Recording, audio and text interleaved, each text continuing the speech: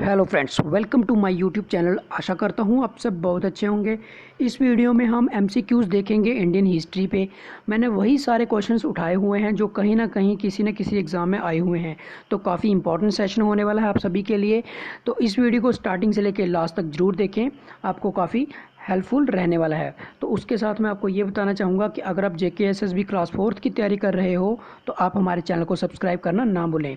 तो स्टार्ट करते हैं। Question first, the first Indian governor of independent India general. तो मतलब यहाँ गवर्नर से आपको कंफ्यूज नहीं होना है, बात की गई है गवर्नर और जनरल की, ठीक है। तो मतलब फर्स्ट इंडियन गवर्नर जनरल कौन था।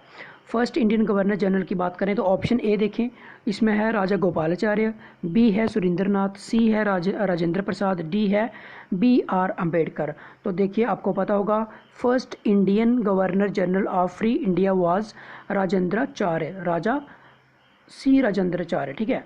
इनका नाम था राजा गोपालाचार्य, ठीक है। राजा गोपालाचार्य जो थे वो फर्स्ट गवर्नर जनरल थे फ्री इंडिया के। तो क्वेश्चन 2 है, when was Muslim league established. Muslim league की स्थापना कब हुई। ऑप्शन ए है 1904, बी है 1906, सी है 1910 और डी है 1915। तो इसका राइट ऑप्शन है दैट इज़ 1906। 1906 में मुस्लिम लीग की स्थापना ढाका में होती है, ठीक है। तो नेक्स्ट क्वेश्चन है, Prince who was responsible for his father's death.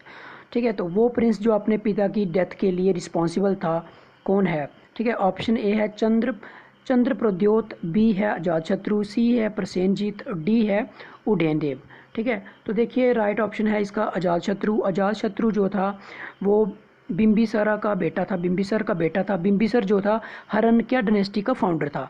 तो हरण्क्य डायनेस्टी का जो फाउंडर था वो था बिम्बिसार, उसका बेटा था अजातशत्रु। तो अजातशत्रु ने क्या किया, अपने बाप को, अपने पिता को जेल में डाल दिया और वहाँ इनको खाना पीना बंद कर दिया, और जिसके चलते इसकी मौत हो जाती है। तो इसलिए अजातशत्रु जो है रिस्पॉन्सिबल है फॉर हिज फादर्स डेथ।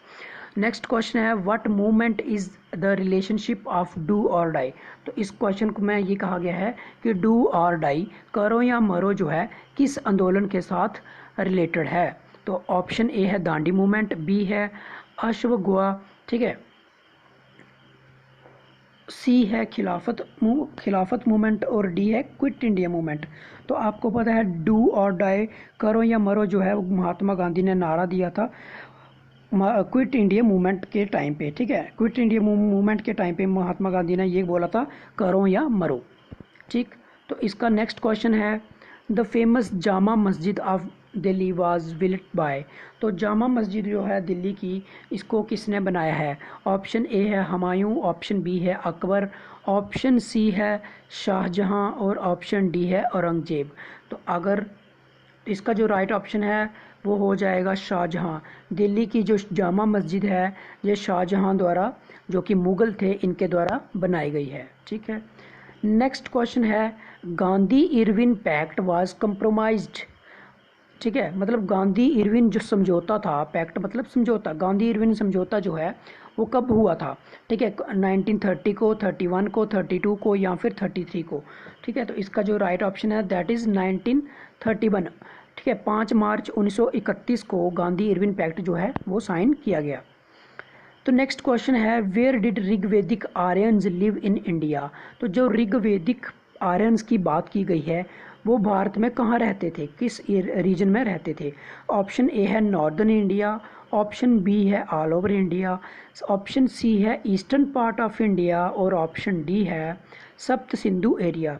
तो अगर आपने थोड़ा इतिहास के बारे में थोड़ा अध्ययन किया होगा तो आपको पता है इसका जो राइट ऑप्शन है दैट विल बी सप्त सिंधु एरिया, ठीक है। सप्त सिंधु रीजन मतलब सप्त सिंधु इसको इसलिए बोला गया है, सप्त सिंधु का मतलब होता है 7 रिवर के, ठीक है, सात नदियों का जो रीजन है, ठीक है, रीजन ऑफ 7 रिवर्स, ठीक है, उसको सप्त सिंधु कहा गया है। तो यहाँ पे ऋग्वेदिक आर्यन जो थे वो रहते थे, ठीक है। इसी तरह से नेक्स्ट क्वेश्चन है हमारा, what was the fight between Mohammad Ghori and Prithviraj Chauhan called. मतलब पृथ्वीराज चौहान और मोहम्मद गौरी के बीच में जो बैटल हुई थी, जो लड़ाई हुई थी, उसका नाम क्या है। Battle of Tarain, battle of Khanwa, battle of Plassey, battle of Buxar. तो देखिए पृथ्वीराज चौहान और मोहम्मद गौरी में दो लड़ाइयाँ हुई थी, और वो लड़ाई हुई थी, एक हुई थी 1191 में जिसमें पृथ्वीराज चौहान जो थे जीत गए थे। फिर हुई थी 1192 में जिसमें मोहम्मद गौरी जो है जीत जाता है, और फिर इंडिया में मुस्लिम राज जो है वो इस्टेब्लिश हो जाता है। तो इसका जो राइट ऑप्शन है दैट इज़ बैटल ऑफ तरेन। ठीक है, बैटल ऑफ तरेन जो है ये होती है बिटवीन मोहम्मद गौरी एंड पृथ्वीराज चौहान। तो नेक्स्ट क्वेश्चन है, Mahatma Gandhi was first arrested during satyagraha in the year. ठीक है, तो महात्मा गांधी का मतलब महात्मा गांधी को फर्स्ट टाइम अरेस्ट कब किया जाता है? सत्याग्रह के टाइम पे। ठीक है, मतलब जब वो आंदोलन करते हैं तो इनको अरेस्ट कब किया जाता है? तो इसका ऑप्शन ए है 1906, ऑप्शन बी है 1908, ऑप्शन सी है 1913 और ऑप्शन डी है 1917। तो महात्मा गांधी को फर्स्ट टाइम अरेस्ट किया जाता है 1908 में। ठीक है, तब ये साउथ अफ्रीका में थे। ठीक है, तब ये साउथ अफ्रीका में थे और साउथ अफ्रीका में ये सत्याग्रह चला रहे थे और उस टाइम इनको अरेस्ट किया जाता है। नेक्स्ट क्वेश्चन है, हु इज़ नोन एज लोकनायक। तो लोकनायक किसको बोला गया है? ठीक है, ऑप्शन ए है जयप्रकाश नारायण, ऑप्शन बी है लाला लाजपत राय, ऑप्शन सी है दादा भाई नौरोजी और ऑप्शन डी है महात्मा गांधी। इसका राइट ऑप्शन हो जाएगा जयप्रकाश नारायण, मतलब कि इनको जेपी नारायण करके भी बुलाया जाता था, इनको लोक नारायण बोला जाता है। जेपी नारायण मतलब लोक नारायण, इनको दूसरा नाम दिया गया था। ठीक है, तो ये वेरी इंपॉर्टेंट क्वेश्चन है। इस क्वेश्चन में पूछा गया है who was the leader of Bardoli Satyagraha.